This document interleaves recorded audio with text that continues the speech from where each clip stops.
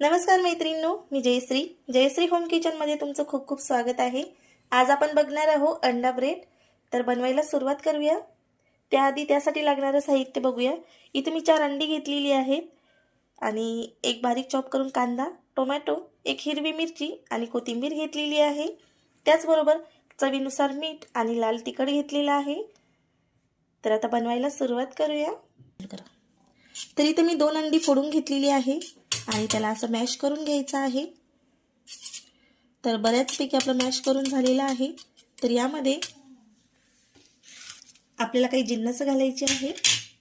तर भरपूर सारी कोथिंबीर, एक हिरवी मिरची कट केली त्यामधली थोडी आणि बारीक चॉप केलेला टोमॅटो आणि भरपूर सारा कांदा आणि याचबरोबर यामध्ये घालायचं आहे चवीनुसार थोडंसं लाल तिखट आणि मीठ। तर हे जिन्नस आपल्याला फेटून घ्यायचे आहेत परत एक वेळेस।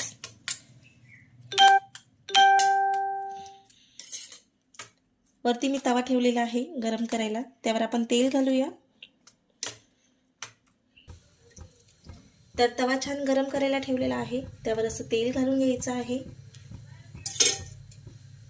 तर इथे मी ब्रेड घेतलेले आहेत। इथे बघू शकता तुम्ही छोट्या साईजचे ब्रेड घेतलेले आहेत मी। तुम्ही हव्या त्या साईजमध्ये घेऊ शकता। तर आता हे मिश्रणामध्ये हे ब्रेड भिजवायचे आहेत आपल्याला। तर आपण जे मिश्रण बनवलं होतं त्यामध्ये हे ब्रेड भिजवायचे आहेत आणि यावर हे थोडासा कांदा, थोडी कोथिंबीर आणि टोमॅटो घालायचा आहे अशा पद्धतीने। आणि परत हा दुसरा ब्रेड छान असा भिजवून घ्यायचा आहे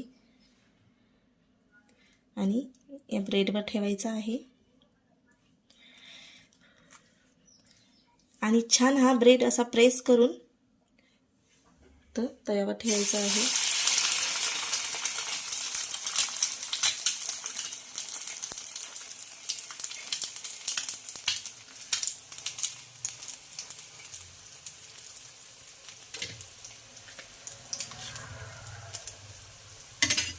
आपण जे मिश्रण बनवलेलं होतं ते यावर थोडंसं घालायचं आहे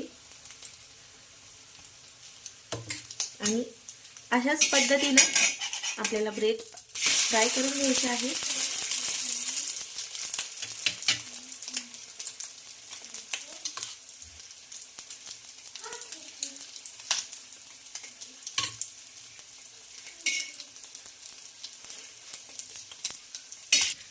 तर अशाच पद्धतीने आपण छानपैकी दोन्ही साइड ब्रेड भाजून घेणार आहोत।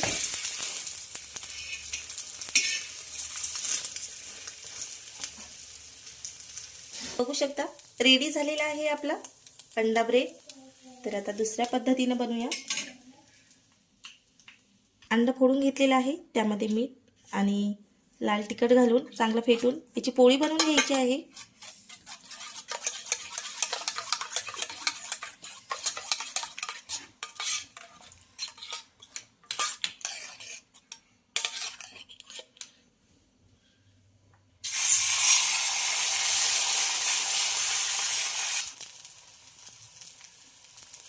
तर इथे छान अशी आपली पोळी तयार झालेली आहे।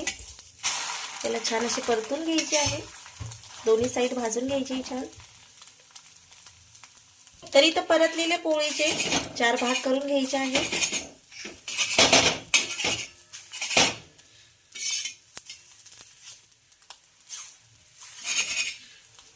आणि जे आपण आधी मिश्रण बनवलेलं होतं ते यावर, तर आपल्याला हे फ्राय केलेली चपाती, हे अंड्याची पोळी आणि यावर एक असं भिजवलेलं अंड घ्यायचं आहे आणि परत आपण जे मिश्रण बनवलेलं होतं त्यामध्ये हे कोट करायचं आहे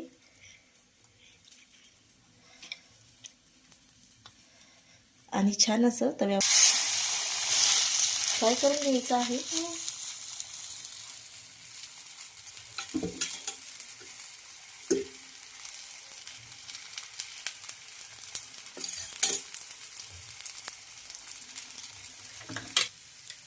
आणि दोन्ही साइड आपण भाजून घेणार आहोत। तर अशाच पद्धतीने आपण बाकीचे सुद्धा ब्रेड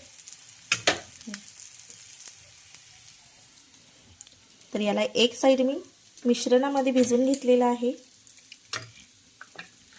त्यावर ही अंड्याची पोळी, परत ही दुसरा पाव अशा मिश्रणावर भिजून घ्यायचा आहे आणि मग दोन साईड भिजून छान याला फ्राय करून घ्यायचं आहे.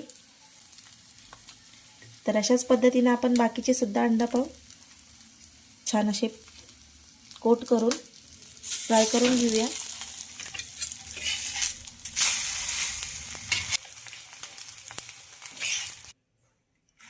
तर रेडी झालेले आहेत आपले अंडापाव. तर मग कशी वाटली तुम्हाला रेसिपी नक्की कमेंट करून सांगा. आणि तुम्हाला जर आवडत असल्यास लाईक शेअर सबस्क्राईब नक्की करा आणि बेल आयकॉनला सुद्धा प्रेस करा. आणि असेच माझे छान छान व्हिडिओ बघण्यासाठी चॅनलला सबस्क्राईब करा. धन्यवाद.